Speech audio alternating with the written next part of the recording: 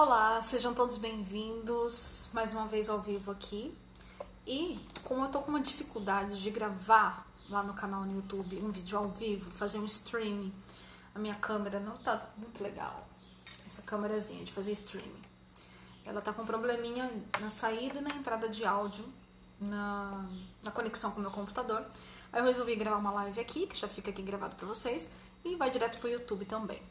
Lembrando que hoje nós vamos falar como que é feito o procedimento da necrópsia, do começo, do meio e do fim, nos termos objetivos, né, teóricos. Então fiquem ligados, porque eu vou falar para vocês, baseados através de estudos aqui de um arquivo de médico legal, né, do IML, de coisas que você realmente pode ter certeza que é bacana, tá? Então eu vou ler para vocês os artigos, algumas coisas que eu separei aqui que é importante, a gente não deixar passar batido, e eu espero que vocês gostem, tá? Então sejam todos bem-vindos. Hoje então o assunto é sobre necrópsia, ou saudade de necrópsia que eu estava. Aliás, tenho boas notícias para necrópsia em breve, muito bom. Vamos lá, então como é feita a necrópsia? Vamos falar algumas informações constadas dentro do necrotério de necrópsias, onde são feitas as necrópsias, obviamente, né? Então, primeiramente, antes de um corpo chegar ao IML, é necessário um laudo jurídico para que ele seja realmente, tenha o alvará para ser averiguado, né, aquele corpo. Então, vai precisar desse laudo jurídico para determinar causa mortis, de acordo com o trabalho do legista depois, após isso, certo? Então tá. É necessário, então, contar com um serviço do médico legal, do IML, que muitas pessoas pensam que somente no IML que faz averiguação de mortes, mas não, até mesmo pessoas vivas, né, quando precisa fazer algum tipo de exame específico para DNA ou coisas do tipo, que tenha algo envolvido juridicamente, de uma forma também para dar um jeito na sua investigação, na investigação do caso que está ocorrendo, e pode ser que precise sim da ajuda do IML para que isso aconteça. Então, vamos saber sobre a necrópsia aqui, vamos explicar como que é feito e também vamos ver como que atende a essas informações, o que a gente pode trazer de bom pra gente. Uma parte mais também burocrática, que é necessário saber esse motivo que o corpo vai até o ML, né? Ele chega até o ML, tem sim partes burocráticas. Em cursos de necrópsia nós aprendemos bastante sobre burocracia também.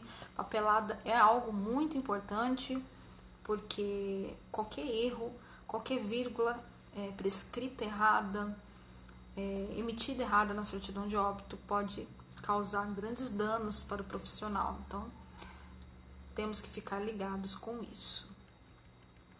Falar um pouquinho da função do ML. Bom, o ML, ele emite o laudo da causa mortis, tá? Para o jurídico, de uma forma jurídica da morte. E é um serviço ligado ao Departamento de Polícia Científica, sim, e também da Secretaria de Estado e de Segurança Pública. São perícias médico-legais realizadas em cadáveres. Ok, muita gente sabe disso, mas vamos começando, vamos colocando os pontos nos grandes finales aqui, para que a gente entenda certinho. Depois que nós sabemos disso, que são realizados nos cadáveres, em tudo que precisa fazer, a averiguação da causa mortis, temos que saber também que é por partes dos corpos, tá? E ossadas também. O intuito é o quê? É determinar o que levou realmente aquela pessoa à causa mortis, a causa da morte. Portanto, a necrópsia, também feita em pessoas vivas ou em pessoas mortas, precisam ter um laudo, né? O que aconteceu, o que levou a pessoa a sofrer a agressão, né? Quais são as agressões físicas mesmo que representam, e o que levou aquele indivíduo à morte. Beleza. Uma introdução sobre o que faz um legista, um profissional do Instituto Médico Legal, muita gente sabe, claro. Ele realiza a necrópsia junto com o seu auxiliar, junto com o seu técnico de necrópsia. Ele precisa também se graduar em medicina, né? E depois ele fazer a sua residência em medicina legal. Essa formação acadêmica é necessária e depois, para isso acontecer, para que ele seja um médico do Instituto Médico Legal, ele precisa prestar um concurso público. E assim nós já sabemos. E dando continuidade aqui, quando é que um corpo é enviado ao IML? Bom, por lei, o corpo ele deve ser encaminhado ao IML em casos de morte violenta, morte por causa desconhecida ou morte natural sem assistência médica. Sabemos também que é feita essa necrópsia de uma forma onde precisa ser prescrita a causa mortis em prescrições legais, tá? Em caso de quedas fatais de uma escada, por exemplo, tudo tem que ser prescrito, né? Tudo vai ter que ser averiguado e vai ter que ser prescrito.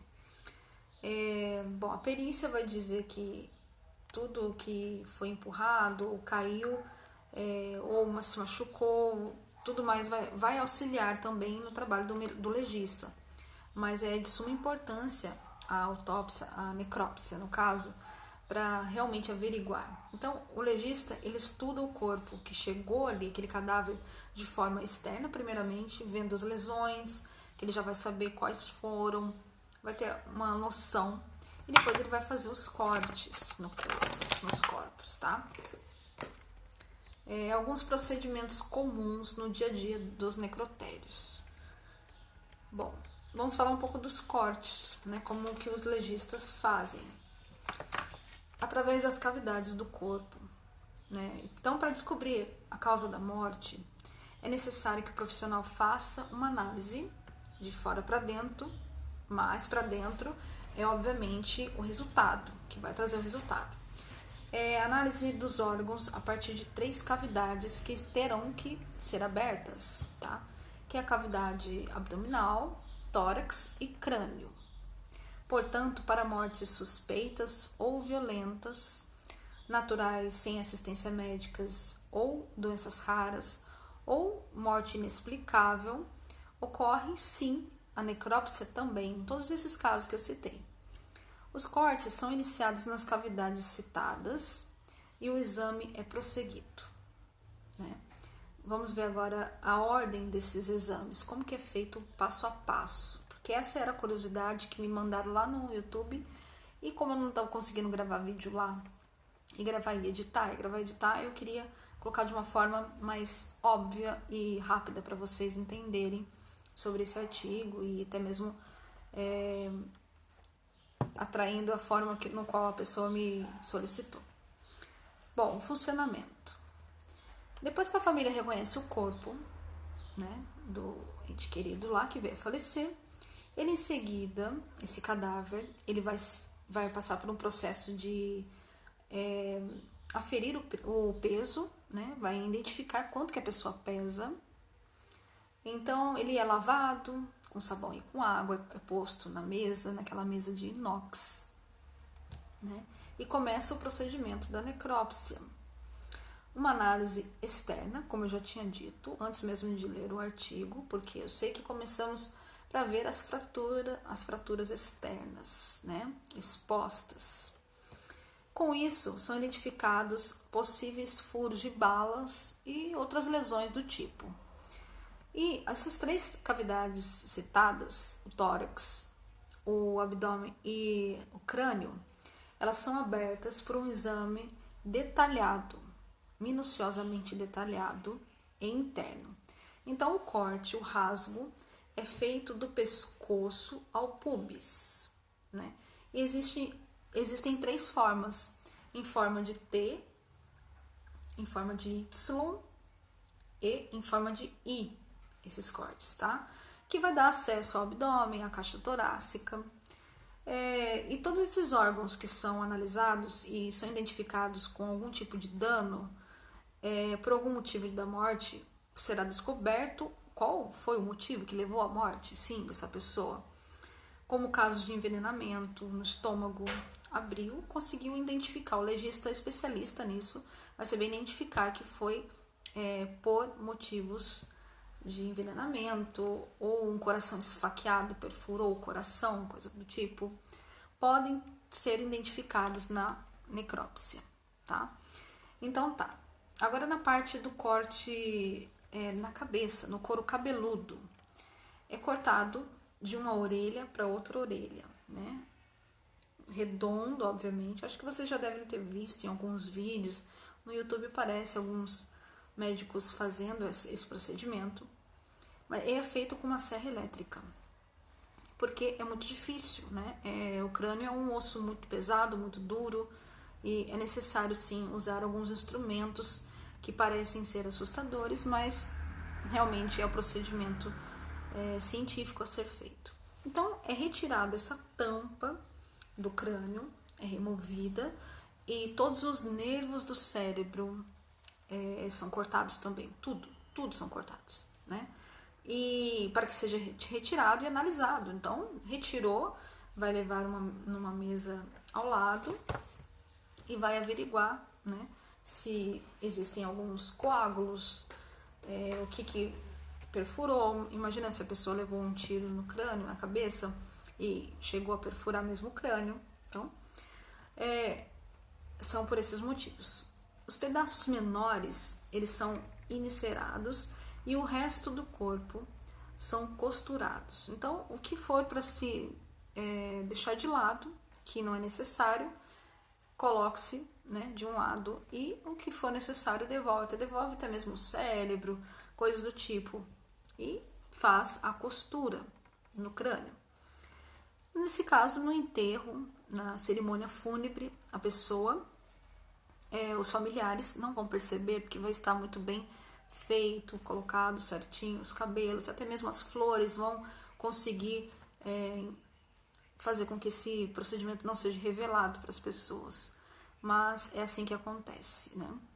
É um procedimento prescrito, jurídico, porque precisa, como a gente já falou, de burocracia, documentação, e depois disso o legista vai trabalhar e após o reconhecimento do corpo também feito por um familiar. Então é super normal, tem que ser feito isso, né? Então beleza. O tempo necessário para a liberação do corpo varia muito. Pode durar de 4 a 8 horas, mas vamos ver aqui. Para saber de fato como é feita essa necrópsia, é importante salientar que o serviço em si dura no máximo 3 horas. Porém, pode extrapolar esses horários, pois depende de como o cadáver, né, chegou ao IML, como que está o estado daquele corpo. E depois dessa declaração, que averigou tudinho, né, tudo que o legista conseguiu averiguar, a causa-morte de tal órgão, o que aconteceu com o órgão X, Y, enfim, ele vai fazer, né, uma ata, vai prescrever exatamente tudo que encontrou no corpo, e nisso vai emitir essa prescrição para o IML com o motivo da morte. Posteriormente, esse documento ele é levado a uma certidão que vai ser levada ao cartório para que possa realizar então a certidão de óbito, tá? Então tá ok. Agora vamos conhecer alguns serviços importantes nessas situações.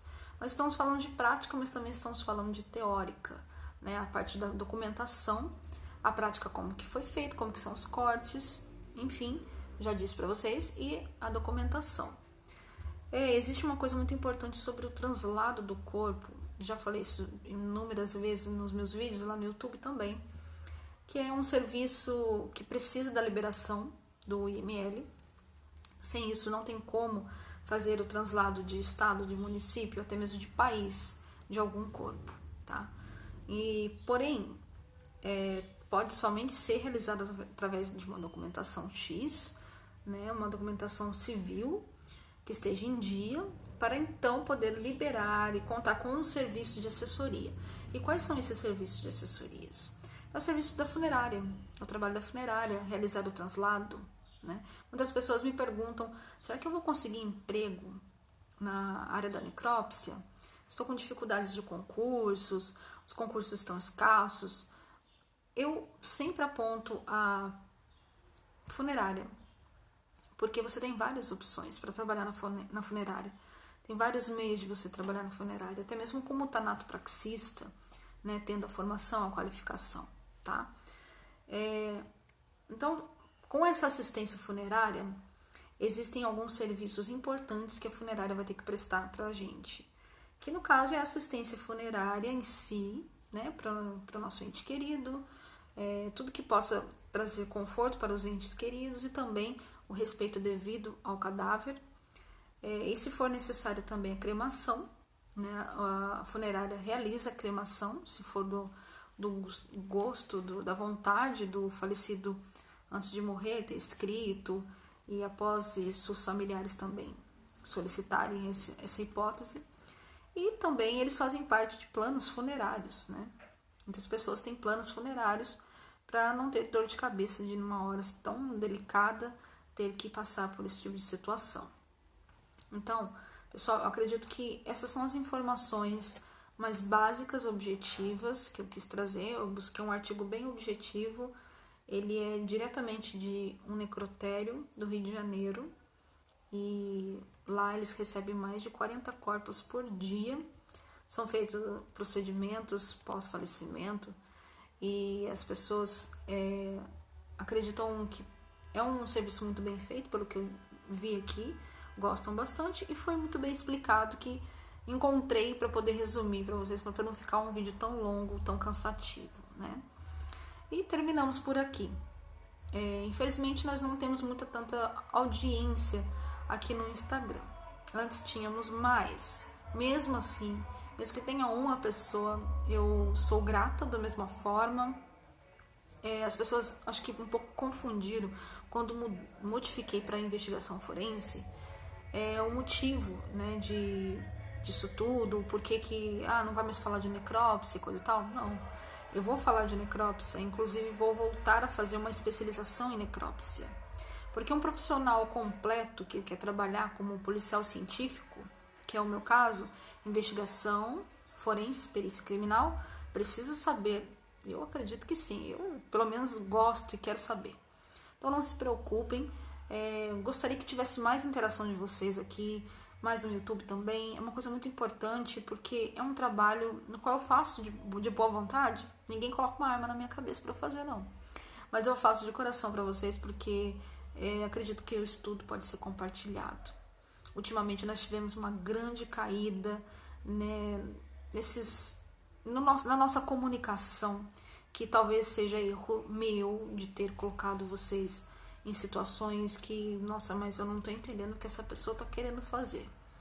Infelizmente, por alguns dias atrás, vou aproveitar, vou falar isso, eu andei passando por algumas coisas, eu sofro de uma doença um pouco delicada, difícil, que desmotiva de certas vezes algumas coisas, mas eu procuro sempre focar, por mais que eu tropece, eu procuro focar, e nesse foco, o estudo é a minha melhor terapia, meu melhor hobby, e compartilhar é um prazer para mim. Por isso que eu sempre peço, participem, façam parte, perguntem, façam algumas questões. Se eu não souber, eu vou pesquisar para vocês. Eu não sou expert, obviamente, mas eu vou pesquisar para vocês. E por um tempo agora eu sei que os meios de comunicação aqui sobre esses assuntos ficaram um pouco chatos, porque infelizmente eu não consegui dar o melhor de mim devido à minha condição de saúde, tá? Mas não sou daquelas de desistir tão fácil. Carrasco que não desiste. Mas eu agradeço a vocês, agradeço sim, mesmo que não tenha interação, mesmo que não tenha nenhum tipo de comentário, mesmo que tenha 2 pessoas nessa live, eu falo da mesma forma, porque eu aprendi uma coisa muito importante. Além dos conhecimentos que a gente vai adquirindo durante a nossa vida, é muito legal quando a gente compartilha, mas tem uma outra coisa muito importante. Quer aprender de verdade uma matéria? Fale, compartilhe, fale com as pessoas, interaja com as pessoas, faça das pessoas a sua plateia, como se você estivesse dando uma aula, como se você fosse um professor, como se eu fosse uma professora, entendeu? Isso te ajuda a melhorar muito nos seus estudos. Às vezes eu falo com as paredes para poder entender bem a matéria. Tá? E também tive um grande período de provas.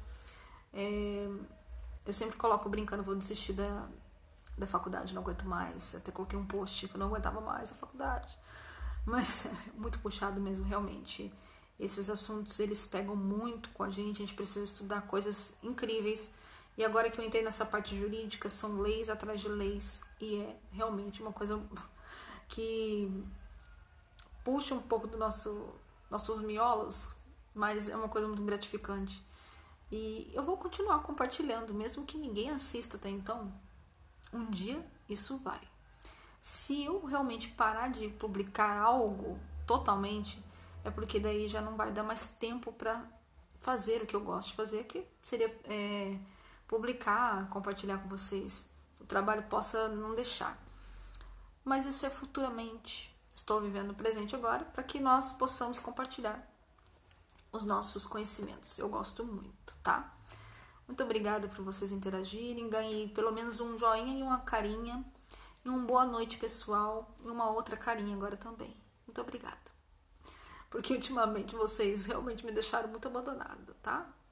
Mas as minhas condições também não ajudou. Não ajudou, eu confesso, o erro não tá em vocês. Tá totalmente em mim, ficou um perfil meio chatinho de vez em quando. Mas a verdade não, é que eu tive o meu chamado piscou para a investigação forense e a necrópsia foi o meu primeiro passo. Tanto é que o ano que vem vou fazer uma especialização em necrópsia forense mais aprofundada, tá? Então, vou trazer coisas mais interessantes pra gente aqui. Tá tudo certo pra isso já. E eu tô muito feliz, eu não largo a necrópsia, gente, porque isso contribui para o meu crescimento, tá?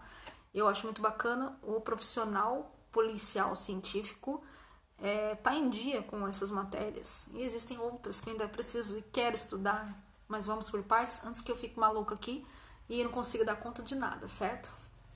Grande beijo pra vocês, boa noite. Grande beijo no coração, bom final de semana.